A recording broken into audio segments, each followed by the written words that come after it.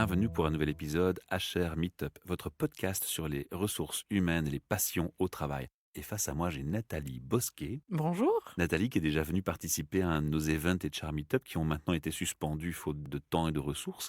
Vous avez aussi remarqué que les podcasts se sont un peu éclipsés quelques mois par période un peu chargée. Mais rassurez-vous, on vit toujours, on existe toujours. Et alors j'ai la joie et l'honneur de recevoir Nathalie aujourd'hui. On va parler entreprise, on va parler passion, on va parler RH. Mais je vais commencer par ma question classique, Nathalie. Ouais. De ton rêve d'adolescente à ce jour, que s'est-il passé? Est-ce que tu es alignée avec ce rêve d'adolescente? Est-ce que tu en avais un déjà? Alors, je ne sais pas si mon rêve était à ce point clair par rapport à ce que je vis aujourd'hui. En tout cas, je pense que je suis vraiment dans une phase d'alignement clair par rapport à moi-même maintenant, ça c'est sûr. Et ma chance, c'est que quand j'étais adolescente, globalement, j'avais cette perspicacité ou cette façon de voir les choses où je me comprenais pas si mal que ça et j'avais une vue sur mon environnement et une analyse de mon environnement qui était assez naturelle. Et donc, c'est naturellement que j'ai démarré mes études de psy. J'hésitais entre ça et le monde juridique parce que j'ai le verbe facile, mais mon esprit bienveillant d'analyse et ma volonté de comprendre l'humain ont fait que je me suis dirigée vers mes études de psycho et c'était assez naturel et assez juste pour moi. C'est clairement l'humain qui était le plus marquant et attirant vers ton choix. Ah oui, complètement, complètement. J'adore l'humain, j'aime les relations, j'aime comprendre comment une interaction fonctionne, qu'est-ce qui fait que je peux obtenir ce dont j'ai besoin, qu'est-ce qui fait que je ne l'obtiens pas, qu'est-ce que je peux changer. Je suis moi-même, pour moi-même, en permanence en réflexion là-dessus. Parfois peut-être même un peu trop, mais c'est l'apprentissage vraiment du respect de soi et du respect de l'autre au final qui pour moi est la clé de beaucoup de choses et c'est vraiment ça que je cherche à développer aujourd'hui. Tu es psychologue, on l'a compris forcément. Oui. Tu exerces et tu exerces toujours. Oui, alors j'exerce donc j'ai 2 casquettes principales. J'ai ma casquette de formatrice en entreprise Et c'est avec, dont on va parler aujourd'hui. voilà, avec un développement d'un projet qui est tout à fait spécifique et j'ai ma casquette de psychothérapeute parce que j'adore l'individu et aller dans plus de profondeur avec les personnes en particulier, mais j'aime aussi le groupe, le collectif. Je pense que pour ça, je tiens un peu de mes parents. Chacun m'a donné ses petits trucs. J'ai une maman pédagogue, j'ai un papa systémicien d'entreprise et donc ça fait un bon mélange, avec ma particularité à moi de psy. Je jongle avec ça avec, beaucoup de plaisir. Tu as une orientation, tu t'es orienté vers les couples, vers les enfants, vers tout public, les adultes. Tu as des spécificités qui te passionnent plus encore. Tu m'as Alors parlé d'une formation spécifique que tu suis maintenant, hein, qui voilà. t'interpelle. Oui, en fait, je suis encore en cours de certification maintenant en thérapeute EMDR. Je suis depuis des années passionnée par la gestion des émotions. Donc c'est un monde que de toute façon je travaille et j'étudie depuis très longtemps, mais c'est vrai que c'est une approche qui pour moi est parlante, a du sens, donne du sens aux patients.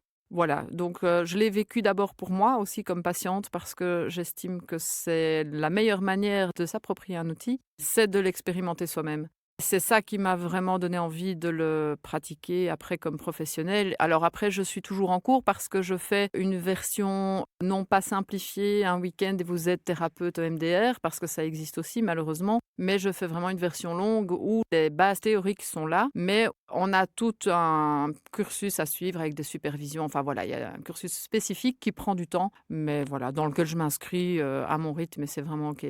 Je retiens que tu as dit un mot-clé qui est l'émotion. Pour moi, émotion et passion riment bien. Elles ne font pas que rimer au niveau des mots. Elles sont complètement en symbiose. Ça, c'est mon point de vue. Et ça va nous mener tout doucement à parler de ce que tu vas décider de faire en entreprise. Donc, tu as décidé d'avoir une activité en entreprise par rapport à ton métier de base. Est-ce que tu peux nous expliquer en quoi ça consiste et comment s'appelle cette activité déjà? Parce que c'est le but de cette interview. Alors, le nom du projet, c'est Par entreprise. Pour plusieurs raisons. Par entreprise, parce que par l'entreprise, je pense qu'on peut faire beaucoup de choses. C'est là où on passe la majorité de notre temps, hein. Exactement, c'est exactement ça. Et alors en plus, pour ceux qui se sentent un peu concernés, on peut entendre un peu le mot parent dans entreprise. Et c'est vraiment la spécificité de mon projet. C'est né de mon amour de la parentalité et de l'entreprise. Et je vois la famille et l'entreprise comme étant des systèmes. Alors ils ont des différences évidemment importantes, mais ils ont aussi beaucoup de similitudes. Et la similitude, c'est que dans tous les cas, je suis en relation. Dans tous les cas, il y a une forme de coopération qui doit s'installer avec un vivre ensemble. Et dans tous les cas, j'ai besoin de pouvoir m'exprimer, de pouvoir avancer et de pouvoir me sentir bien dans chacun de ces systèmes. Ce qui est marquant dans ce que tu me dis là, c'est qu'il y a aussi une interdépendance entre les deux. C'est-à-dire que quand on parle d'un thème à la mode qui est le burn-out, on a parfois tort de dire: «Oui, c'est une fatigue au travail». Non, c'est pas que ça a un impact aussi dans la famille. Ça peut être la famille qui influence aussi le burn-out, inversement, et puis les conséquences, elles sont pas que pour l'employé qui est en burn-out, elles sont souvent pour sa famille et pour les enfants, et là, il y a des drames qui se passent derrière, et donc l'interaction entre les 2 mondes me semble tellement importante que je trouve ça bien que des gens comme toi se mettent dans l'histoire. Mais écoute, oui, alors je trouve qu'en plus pour moi le burn-out maintenant, je le vois de plus en plus et je pense ne pas être la seule spécialiste à le penser comme ça, comme multifactoriel. Pour moi, c'est avant tout une façon de fonctionner de la personne qui va ne plus être capable de s'écouter et qui va, à force de sacrifice, à force de tirer sur sa propre corde, à un moment donné, la ficelle lâche et ça ne va plus et notre corps finit par ne plus répondre non plus de différentes façons. Ça s'exprimera pas de la même manière chez tout le monde, mais au final, le constat, il est là et les répercussions sont claires. Alors effectivement, je pense que l'impact de la vie privée sur la vie professionnelle et de la vie professionnelle sur la vie privée, il est permanent, il est fréquent. Je dis toujours, quand on devient parent, on est parent H24. Si j'ai des problèmes avec mes enfants, je vais pas arriver le matin au boulot en ayant totalement mis ça de côté. Peut-être que je suis capable de le mettre en partie de côté, ça arrive. Il y a même des gens qui se réfugient aussi dans le travail pour oublier leurs difficultés personnelles. Mais est-ce que c'est sain? C'est autre chose. Mais je pense que c'est pas forcément sain et puis surtout ça n'est jamais qu'un refuge et qu'à un moment donné ça ressort. Et par ailleurs, voilà, c'est une réalité. Moi, ce que je souhaite en fait, c'est justement mettre l'humain avec ce que j'appelle moi toutes ces sphères de vie au centre de son milieu, de nos préoccupations et des préoccupations de l'entreprise. Alors moi, je t'ai interpellé sur ce lien et ce rapport entre les 2 pour amener la question qui va suivre, c'est j'ai compris, hein, que tu mets part entreprise dans l'entreprise et les parents, hein, dans l'entreprise, donc le rôle de la famille avec l'entreprise et l'interaction. Ça, c'est clair. Maintenant, ça m'amène à la question du pourquoi. À quel besoin tu as voulu répondre avec ces deux étiquettes, parents et part entreprise? Je réponds, pour moi, à la question du pourquoi qui est la question de la valeur humaine. C'est celle vraiment qui m'occupe en permanence, en fait. Et je suis convaincue, je suis une convaincue que si l'entreprise parvient à mettre l'humain au centre de ses valeurs, elle va elle-même en récolter des fruits et une performance accrue. Donc, je suis dans mon pourquoi et parce que je veux que les gens se sentent considérés. Je veux que la personne, petit à petit, développe ses compétences pour pouvoir s'écouter, parce que je suis convaincue en plus que plus tu apprendras à t'écouter et à te respecter, plus tu vas être bien avec toi, mais pas juste par rapport à des risques de burn-out, mais aussi par rapport à des risques de troubles de la santé au sens large.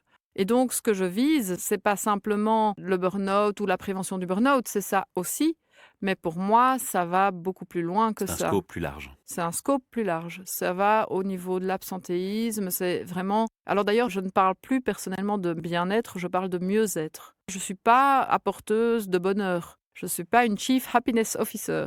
Pour moi, se respecter ne signifie pas que je serai heureux tout le temps. Ça signifie que je suis capable de voir quand quelque chose ne va pas et qu'est-ce que je peux choisir d'en Ce faire. qui est important d'expliquer à nos auditeurs, c'est comment tu vas fonctionner, c'est comment tu le fais dans la pratique. Donc, je suis RH, tu me rencontres et tu veux me proposer tes services. Comment vas-tu aborder la chose et qu'est-ce que tu me proposes concrètement? D'abord, je vais écouter quels sont les besoins de l'entreprise.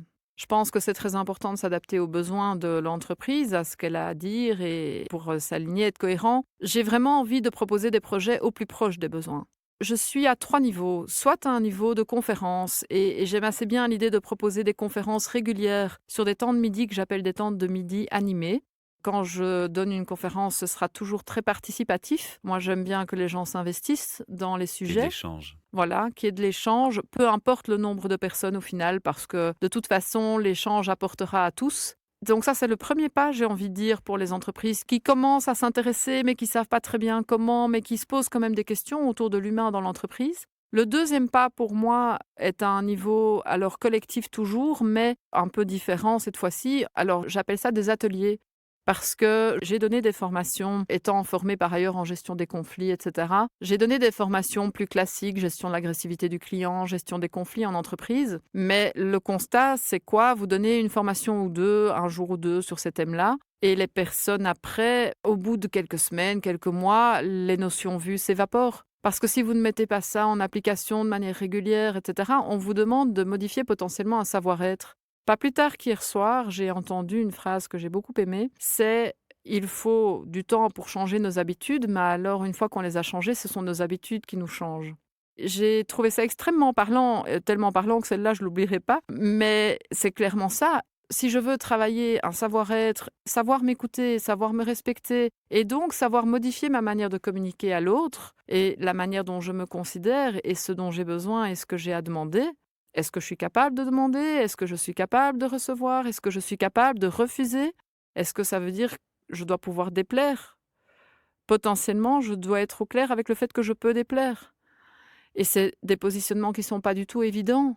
Alors on les entend, théoriquement on se dit: ben oui, bien sûr», mais dans la pratique, c'est autre chose. Et puis il faut l'opportunité de pratiquer, d'une part, Voilà, et en plus de l'opportunité qui doit se présenter et de pratiquer. Comme tu l'as dit, le changement, c'est quelque chose qui s'implémente de façon lente et de façon assidue, et le côté assiduité n'y est déjà pas. voilà, Et alors le paradoxe, c'est qu'on est dans une société où le changement, c'est la constante, mais la résistance au changement est encore d'autant plus grande. exact. Bien sûr, parce que Donc le changement fait finalement, peur. ça doit venir de soi, et c'est peut-être là l'approche qui va pas dans la formation, c'est que si ça vient pas de soi qu'on nous l'impose, c'est pas la meilleure approche. Voilà, alors justement, c'est pour ça que par entreprise est tout à fait particulier, pour 2 raisons. Un, parce que je veux proposer des ateliers réguliers. Ça veut dire que je reviens à peu L'assiduité, près tous on les répond à l'assiduité. on répond à l'assiduité et on répond à la stabilité au changement.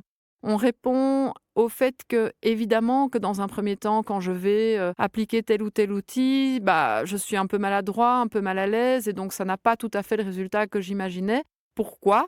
Il faut aussi être clair que dans la communication, il y a ce dont moi je suis responsable, mais puis il y a la part du récepteur. Puis il y a ce que moi j'émets comme message, et puis il y a ce que le récepteur reçoit et ce qu'il va en faire, et dont je ne suis pas responsable. Donc j'explicite aussi beaucoup tous ces concepts-là. Et l'autre aspect, c'est que, comme son nom l'indique, donc je travaille sur les différentes sphères de vie. Et ce que je veux, c'est que les personnes qui se forment avec nos services puissent appliquer tout ce qu'ils voient d'abord dans ce que j'appelle la zone de confort, à savoir chez soi. Je suis moins en danger en principe, je suis moins en danger chez moi, à pouvoir m'exprimer peut-être un peu différemment, que ce soit auprès de mes enfants, auprès de mon conjoint ou parfois auprès d'amis, si voilà, ça dépend un peu. Mais mon idée, c'est vraiment celle-là. C'est que je touche à la motivation intrinsèque des gens.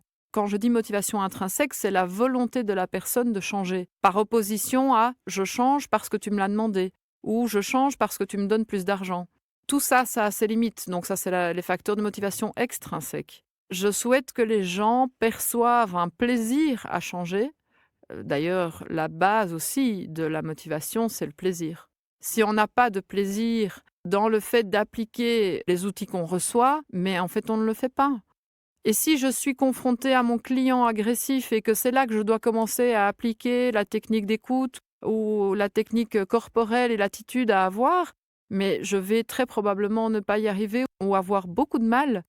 Ce sera un vrai challenge d'appliquer ces nouveaux outils-là si j'ai pas eu l'occasion précédemment de l'appliquer ou d'y réfléchir face à mon enfant qui hurle, qui tape, qui aura ce type de comportement et pour lequel, en fait, il y a beaucoup de similitudes, même s'il y a aussi beaucoup de différences. Dans la société actuelle, pas mal d'entreprises se remettent en question, ont une intention qui est positive, d'avoir une réflexion, que ce soit portée en termes de bien-être ou simplement de fonctionnalité de l'entreprise et de ses employés pour que les gens restent ou qu'ils s'investissent mieux. Et puis, on a des entreprises qui, après avoir fait des tentatives, font marche arrière, d'une part. Donc ça, c'est un premier questionnement que j'ai envie de te mettre sur la table. Et un deuxième questionnement, c'est de se dire que, en plus de ça, on a tellement de propositions. Mets-toi à la place d'un DRH. Ils sont mais non-stop sollicités et je vous propose ceci, je vous propose cela. Chez l'un, c'est le tai chi, chez l'autre, c'est la mindfulness, chez le troisième, c'est le coaching, la gestion conflictuelle. Enfin, finalement, l'offre est tellement vaste que je crois que le DRH, il peut juste se noyer. Et déjà, il faut qu'il ait le temps. Qu'est-ce que tu as comme réflexion sur ces deux aspects? L'aspect, bah tiens, je fais marche arrière parfois, j'ai fait le mauvais choix, et puis la quantité d'offres variées et qui finalement génère une grande confusion. Alors, par rapport à ta première question, je fais marche arrière, j'ai fait le mauvais choix. Pour moi, la question de choix est vraiment une question extrêmement responsabilisante. Si je suis au clair avec ma responsabilité, avec les choix que je fais, je peux faire une erreur en fait. Je trouve que dans la société d'aujourd'hui, on n'est pas suffisamment, pour moi, dans la culture de l'erreur. On est dans une culture où l'erreur ou l'échec n'est pas accepté. Alors qu'en fait, pas ou peu. Ceci dit, je pense que ça évolue. Mais je pense fondamentalement que l'erreur est une source d'apprentissage. Et donc, peut-être que j'ai pris un chemin qui n'était pas le meilleur au départ, mais qu'est-ce que ce chemin-là m'apporte aussi? Qu'est-ce qu'il m'apprend? si j'ai pas fait le bon choix. Je dis souvent, ou en tout cas je le pense, c'est que quand je forme au respect de soi et à l'écoute de soi, mais peut-être que je vais aussi arriver au constat que quelque chose ne convient pas et ne me convient pas. Auquel cas, comment je le change? Qu'est-ce que je change? À qui puis-je le communiquer? Et qu'est-ce que je choisis de mettre en place? Parce que c'est vraiment ça, c'est aussi pouvoir accepter ce que je fais là comme choix. Est-ce que ça me convient ou pas? Et puis peut-être se poser la question de sur base de quoi j'ai fait mon choix. Est-ce que j'ai fait ce choix sur l'écoute de mes employés et avec peut-être une oreille attentive avant, ou est-ce que j'ai cru simplement être inspiré et appliquer une inspiration sans me tracasser de ce qui va ressortir de l'écoute des gens? Auquel cas, je verrai la stratégie que j'ai employée et je peux peut-être choisir de modifier cette stratégie et de réadapter ma situation. Positif au final, quoi. Pour moi, oui. Je me sers personnellement dans ma vie ou dans mes accompagnements ou est-ce que je peux prétendre ne pas être à l'abri d'une erreur? Je pense pas. Mais j'aime cette façon d'accepter et de voir les choses. Je préfère me responsabiliser et reconnaître une erreur que je pourrais commettre que de nier ou d'essayer de faire en sorte que ce soit OK comme ça. Enfin voilà, je préfère vraiment la responsabilisation face à l'erreur. Clairement. Alors pour la deuxième partie de la question, il y a une offre énorme. Qu'est-ce qu'on fait? Qu'est-ce qu'on fait pour te choisir? Mais moi, j'ai envie de vous dire, je crois vraiment, profondément, on ne peut pas plaire à tout le monde. Je suis au clair avec ça. Donc, je crois que c'est très important que les personnes qui sentent qu'il y a là une approche qui leur parle, de nouveau, c'est un petit peu probablement aussi savoir s'écouter un minimum. Question de feeling en fait. J'ai envie de dire pas que, parce que je pense que c'est quand même important que vous sentiez que la personne qui est en face de vous, elle a un bagage, elle va effectivement vous amener du changement, que ces ateliers, c'est pas juste du vent et qu'il y a quelque chose de concret derrière. Mais je crois que beaucoup de gens ont des choses de qualité à amener. Mais le gros challenge, c'est de mesurer finalement le résultat après. Parce qu'on est quand même dans des choses fort abstraites. Et comme tu l'as mentionné tantôt Exact. avec l'exemple de la formation, où on n'en fait finalement rien parce qu'on oublie des notions au bout d'un certain temps, comment mesurer un impact de façon objective et cohérente si déjà dans la démarche, on sait qu'il y a une partie qui va être oubliée, qu'il y a une partie qui va être évaporée parce qu'il n'y a pas une assiduité et une récurrence. Et c'est ça la grosse problématique sur laquelle tu veux travailler avec ton projet? C'est vrai que ça reste, je trouve, quelque chose de complexe de pouvoir mesurer. Moi, ce que j'ai envie, c'est que ça se mesure à travers le vécu des gens d'abord. Quand j'ai dans mes ateliers des personnes qui me disent ah, mais là, on voit que là, il y a déjà des choses qui ont changé. Là, dans l'équipe, ils s'expriment différemment, on se comprend mieux et il y a des choses qui se mettent en place. Pour moi, ça, c'est déjà des choses qui sont très pertinentes. Mais tu mettras pas ça dans un fromage Excel. Tu vois ce que je veux dire? Je ne le fais pas pour l'instant, mais par contre, je viens et je vais maintenant m'associer peut-être avec l'UCL et avec une manière, en tout cas déjà de faire un état des lieux avant mon arrivée et de permettre à l'entreprise de percevoir aussi la situation de sa propre entreprise, de ses employés, et à chaque employé de percevoir là où il en est lui. Je dirais que là, moi, j'ai encore certainement aussi un chemin à faire. Je pense que le savoir-être est très compliqué à mesurer, mais pas impossible et qu'il y a des questionnaires qui existent pour ça et que là, c'est aussi un peu à chaque entreprise de voir selon ses besoins et selon, ce qu'elle souhaite. Alors on a le qui, on a le quoi, on a le pourquoi, on a le comment. Je vais te demander le où, parce que on est en Belgique, Oui, pays trilingue, et donc forcément ça m'amène à la question du multilinguisme. En oui. entreprise, il y a des entreprises qui sont situées à Bruxelles, où il y a le bilinguisme et le trilinguisme, voire plus. Alors on va un peu situer le où de cette façon-là. Où est-ce que tu peux agir et en quelle langue? Pour l'instant, parce que je travaille aussi avec des collaboratrices, je suis pas toute seule puisqu'on développe plusieurs trajets de formation parce que comme justement on veut être au plus près des besoins des employés, l'idée c'est que les employés vont travailler le trajet de développement qu'ils choisissent. Donc si vous avez envie de travailler un peu plus votre parentalité, vous pouvez. Si vous voulez travailler un peu plus votre développement personnel, vous pouvez. Si vous voulez travailler un peu plus l'interpersonnel et le relationnel, vous pouvez aussi. Donc ça veut dire que du coup, je fais appel à des compétences différentes pour au final toujours ramener à l'entreprise des points communs et des outils d'activation qui vont s'appliquer dans l'entreprise. Ça, j'y veille systématiquement.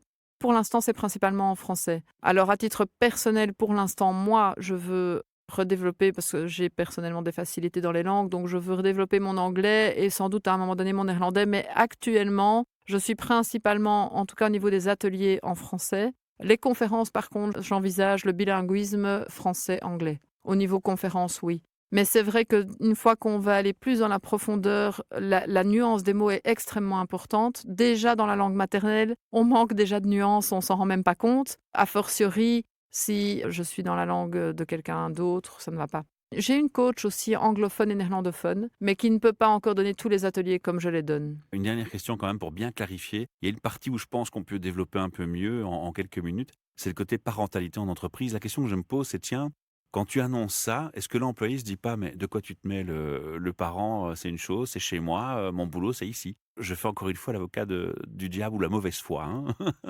Oui, oui, mais c'est OK et c'est une peur. C'est clairement une peur. Je pense que ça va mettre du temps à ce que petit à petit ça fasse sa place. L'idée n'est pas que vous veniez parler de ce qui est vraiment horriblement difficile pour vous ou de ce qui vous paraît, trop de l'ordre de l'intimité et que vous ne voulez pas dévoiler devant vos collègues et cetera. Mais je pense que parfois pour des questions assez basiques ou simples ou pas, mais que beaucoup de personnes rencontrent, on se sent très seul. Si je suis face à mon enfant qui tape, pour la petite enfance, qui tape ou qui mord, si je suis face à l'adolescent qui me répond, qui m'insulte peut-être, qui ne me respecte pas, que je ne sais plus comment faire. C'est beaucoup de questions. Je trouve qu'on est dans une société très individualiste et l'esprit de ce projet, c'est de permettre une sortie aussi de cet individualisme et de permettre une rencontre entre employés qui viennent potentiellement de différents services parce qu'ils ont tous la même motivation. Donc imaginez le groupe qui suit parentalité, puisqu'on est sur ce sujet-là. Eh bien, les gens qui s'inscrivent là, ça veut dire qu'ils ont tous une motivation, c'est de travailler leur parentalité, peu importe le service duquel ils viennent. Donc ils vont se rencontrer autrement, ils vont créer du lien, ils vont apprendre à se connaître, et pas que au niveau parentalité, mais aussi au niveau de leur boulot et du contenu du boulot. Donc on parle de l'effet de la parentalité dans le travail en fait, de l'impact que ça a. On On est parle bien de, clair. on parle de l'effet de regrouper les gens sur base d'une même motivation dans des ateliers de changement et de développement personnel. Et ça a des effets multiples de coopération, de se rencontrer autrement, de créer du lien, de permettre une meilleure communication, une meilleure collaboration. Mon constat en tant que formatrice, quand on me demande est-ce qu'on forme intra-service ou inter-service, je favorise au maximum l'inter-service. Les gens ne se connaissent pas entre eux et ils ne connaissent pas leur réalité de vie ou de terrain. Et c'est un bon moyen de les rapprocher. C'est un bon moyen de les rapprocher et qu'ils se connaissent. Pas mal. Alors maintenant, je crois que c'est beaucoup plus clair pour le public qui nous écoute et on va terminer par ces 3 fameuses questions RH. Je vais te demander, comme à tous mes invités, comment tu définis un RH? Quelle est ta vision, toi, du RH? Alors, je sais que dans la vie privée, tu en as côtoyé, hein, Voilà, donc ça permet peut-être d'avoir une vision encore différente de ce que j'ai déjà entendu. exact. Je ne sais pas si elle est différente, mais j'aime beaucoup la vision que j'ai effectivement côtoyée de près, qui est une vision de partenaire. Je trouve que c'est une belle manière, à mon sens, belle manière ou une manière en tout cas adéquate, opportune, qui peut être porteuse pour les employés, c'est que ce soit une forme de partenariat. Bon, il y a évidemment le RH qui sera plus axé sur Les le hard rôles skills, et... etc. Voilà. Et puis le soft skills. Moi, je vois quand je rencontre des RH vraiment centrés sur leurs employés, ils peuvent faire des choses extraordinaires. Ça, pour moi, c'est une vraie ressource. Alors, la deuxième question, c'est l'effet waouh. Tu connais cette question, hein, tu en as déjà entendu quelques interviews, hein, c'est un endroit où tu te rends et sans t'y attendre, tout d'un coup, tu as juste un mot en tête, c'est waouh, il se passe un truc fantastique ici. On a mis en place quelque chose qui fait que dès que tu passes la porte, tu te sens bien. J'ai ça ici, hein, j'ai transformé. Tu passes la porte et bien. Ben, je suis d'accord. Eh bien, en fait, puisque tu le dis, je trouvais extraordinaire la rencontre et Meetup qu'on a eue et de voir ces hamacs et les alvéoles d'abeilles, etc. Ça m'avait beaucoup frappé. Je me suis dit, mais c'est génial parce que finalement, j'ai le droit de me poser dans ce hamac et je dois dire que je me suis dit waouh ce soir-là.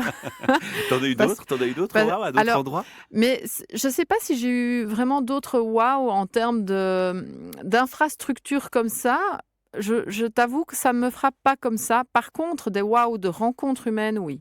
Et finalement, c'est peut-être celle qui, moi, me touche le plus. Bah oui, forcément, par rapport à ton Voilà, métier. exact. Et on va conclure par un dernier mot, un dernier message pour les DRH qui nous écoutent en ce moment. Tu peux leur passer un message. Quel est le message que tu auras envie de passer en priorité? Je leur souhaite, parce que je suis convaincue que ce qui est très important aussi, c'est de pouvoir prendre soin de soi et se respecter pour comprendre l'impact que ça peut avoir dans l'entreprise et sur ses employés. Voilà.